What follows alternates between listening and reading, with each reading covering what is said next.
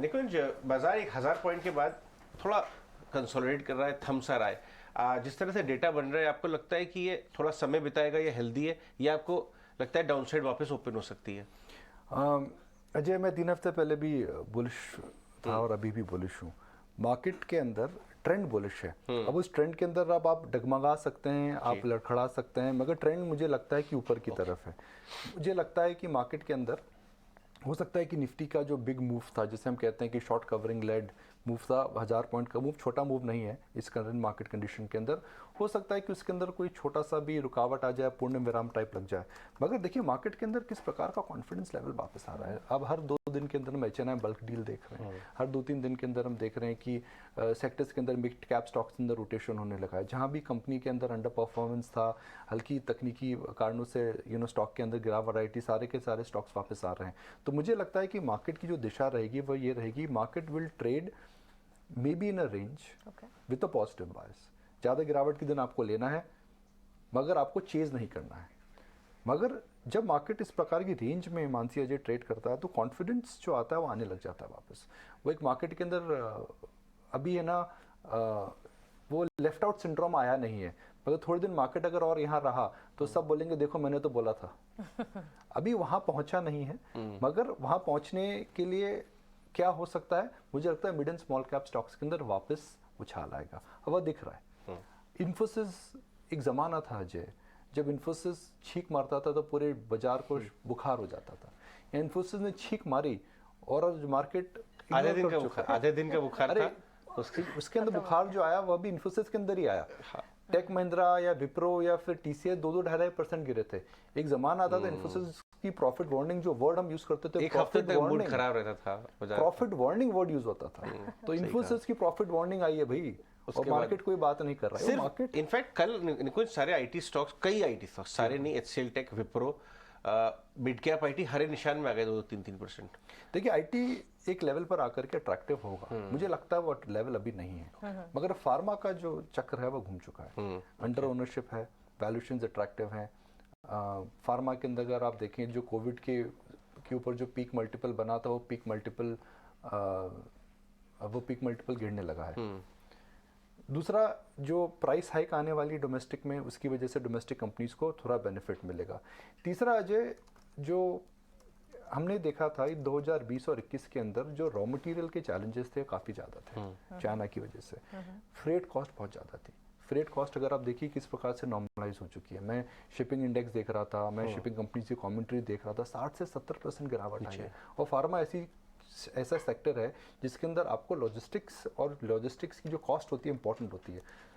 Pharma is not software जिसके अंदर आपकी ट्रांसपोर्टेशन कॉस्ट नहीं।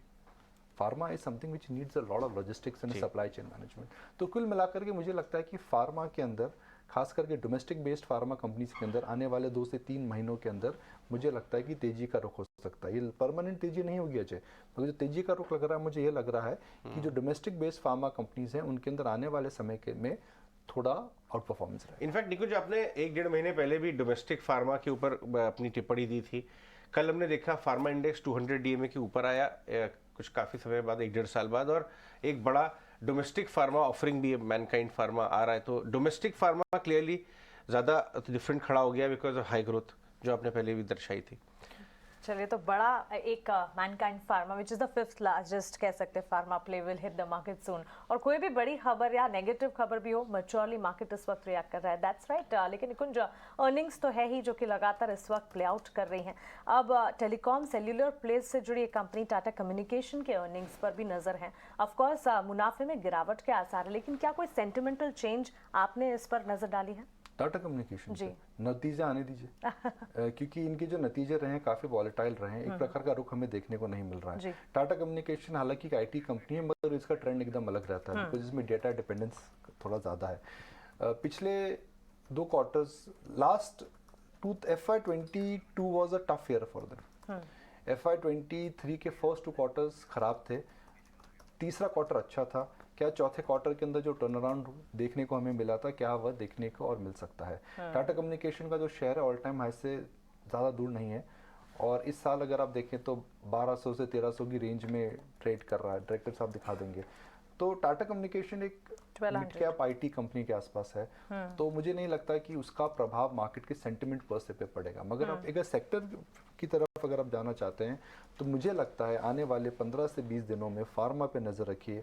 ऑटो में एक्यूमुलेशन चालू हो चुका है, और इंटरेस्टिंग बात यह है कि हम डोमेस्टिक फार्मा की बात कर रहे हैं मगर ग्लोबल ऑटो कंपनीज की बात कर रहे हैं। तो जो ट्रेंड है बड़ा विचित्र है, डोमेस्टिक फार्मा पे फोकस करिए मगर ग्लोबल ऑटो कंपनीज पे फोकस करिए। तो आप बोलेंगे ऐसा क्यों, दोनों के डायनामिक्स अलग हैं। तो मैं दोबारा बोलूंगा, उन फार्मा कंपनी में निवेश करें जिनमें डोमेस्टिक फोकस है, और उन ऑटो कंपनीज में निवेश करें जिनके अंदर ग्लोबल फोकस है। ओके, चलिए आगे बढ़ते हैं। ओके, डिम्पी का सवाल है। हाँ जी डिम्पी आपने ये जी। कहा कि global auto company. Sir good morning. Sir मैं ये आपसे पता करना चाह रहा था कि अगर मार्केट को यहाँ पे रुकना और चलना है तो फिर लीडरशिप किसके पास होगी सर? ये रिलायंस लीडरशिप लेगा, L&T लेगा, या फिर एक कॉम्बो होगा कि जिसमें जैसे आप बता रहे हैं कुछ ऑटो कंपनीज होंगी, कुछ फार्मास्यूटिकल कंपनीज होंगी? देखिए, मार्केट को ऊपर जाना है तो मार्केट में लीडरशिप बैंक से ही आएगी। वो 30% से ज़्यादा वेटेज है। जब तक बैंक में वेटेज लीडरशिप नहीं रहेगी तो मार्केट के अंदर लंबा उछाल देखने को नहीं मिलेगा। तो लीडरशिप सेक्टर आपका बैंक्स है।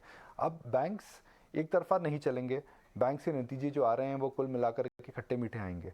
तो लीडरशिप तो बैंक्स में रहेगी, थी, है और रहेगी।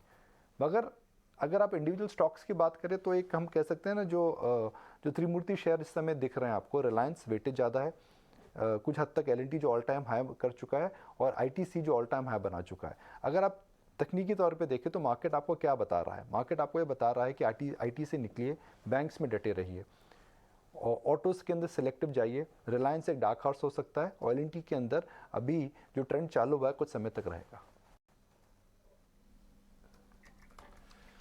ऑलराइट, निकुंज, बहुत बहुत शुक्रिया। इन बातों पे हम ज़रूर से नज़र डालेंगे और फार्मा के ऊपर फोकस करेंगे माय व्यूअर्स, चाहे पोजिशनल ट्रेड हो चाहे इन्वेस्टमेंट कॉल हो।